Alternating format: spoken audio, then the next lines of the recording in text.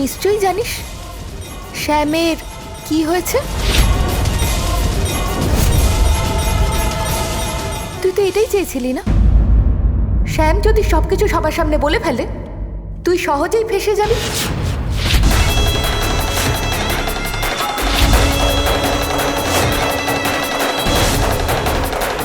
তাকে চুপ করানোর জন্য তুই কি সব করেছিস এবার সবাইকে বল।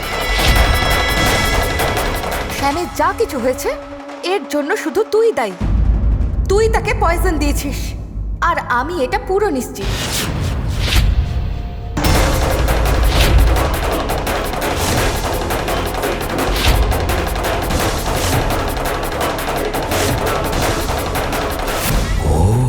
ঠিক সময় মাধবী কোথায় উধাও হয়ে গেল। এখন কি করব? এই চিকিটা এমন করছে যে শিয়া সঙ্গে সঙ্গে ধরা পড়ে যাবে। না রে রতন, কিছু একটা চমৎকার কর তুই। এই তুই এসব নিজের বাজে কথা বন্ধ কর।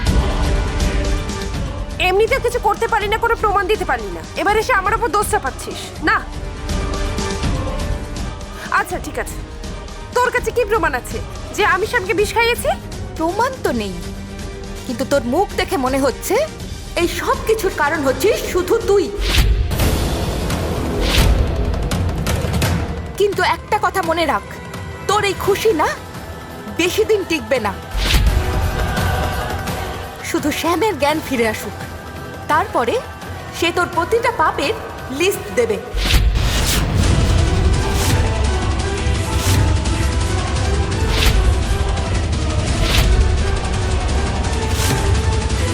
কিন্তু এই পরেও যদি তুই বাঁচতে চাস তাহলে সত্যি কথা বলে দে, তুই শ্যামের সাথে কি করেছিস।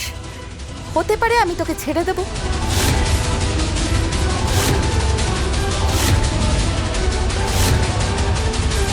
চুপ করে আছিস কেন রুহি, বল। এই বন্ধ করো তোমার এই নাটক।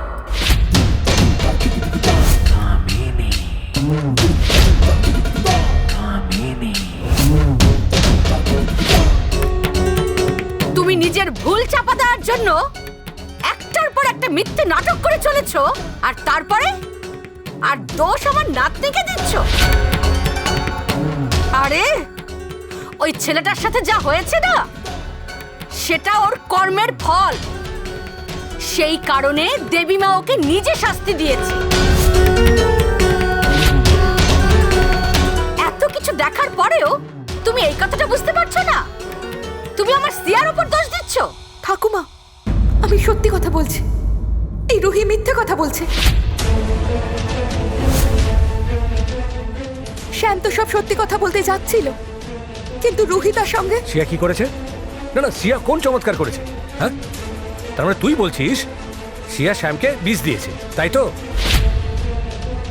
তোর যদি কথাটা ঠিকই হয় তাহলে শিয়া দিল কিভাবে? আরে কিভাবে দিল?